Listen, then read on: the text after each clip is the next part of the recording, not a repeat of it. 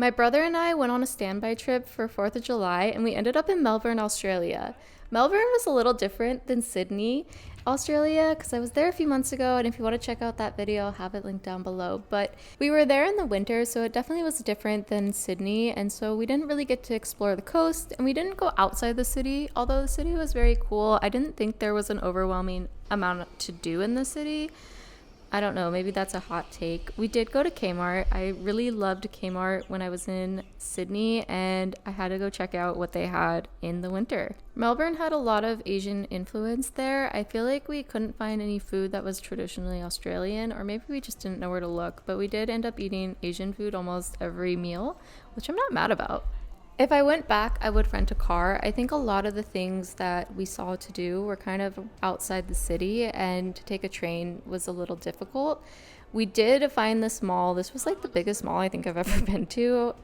We just kept walking and it just connected and connected and connected, streets over streets. Good morning from Melbourne. Melbourne?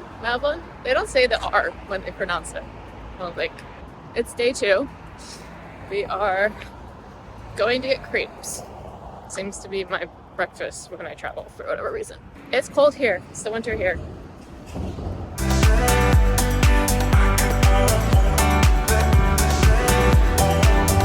We ended up eating at this pancake place where you could order pancakes with ice cream, which I thought was cool. And then we headed over to this library, which honestly was the coolest library I think I've ever been to. Very cool, and it's like 150 or 180 years old, something like that. And this is like the main structure of it, and they still have the old booths set up, which was really cool.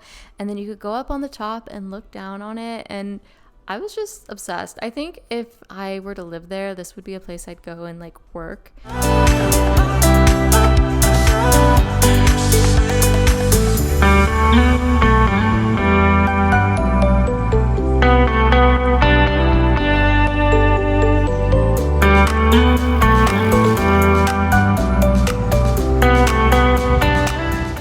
After the library, we headed over to the riverbank area, which was so pretty. There was a park next to it, and I think this would be really cool to see in the summer. I would love to go back and like experience it in the summertime, but it was still really nice to see. We did stop into this museum, but my brother and I aren't huge museum people, so we didn't spend a whole lot of time there.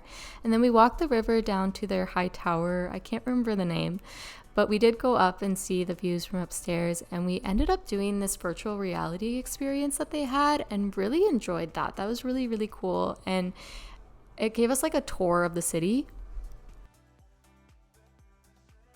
I look crazy. That was kind of cool though. What do you think? That's pretty cool.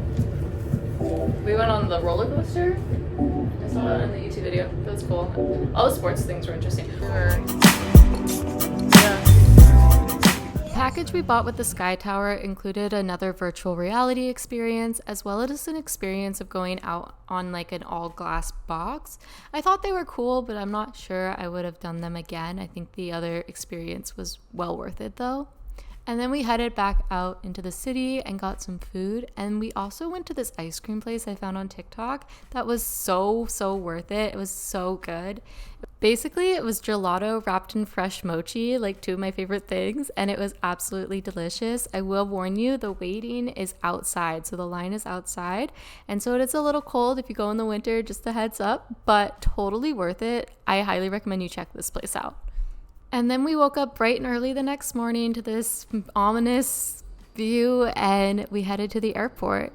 And something I didn't know about Melbourne is you can't wait by the gate when you're flying standby. You have to wait until you have a seat to run through the security, and that was stressful.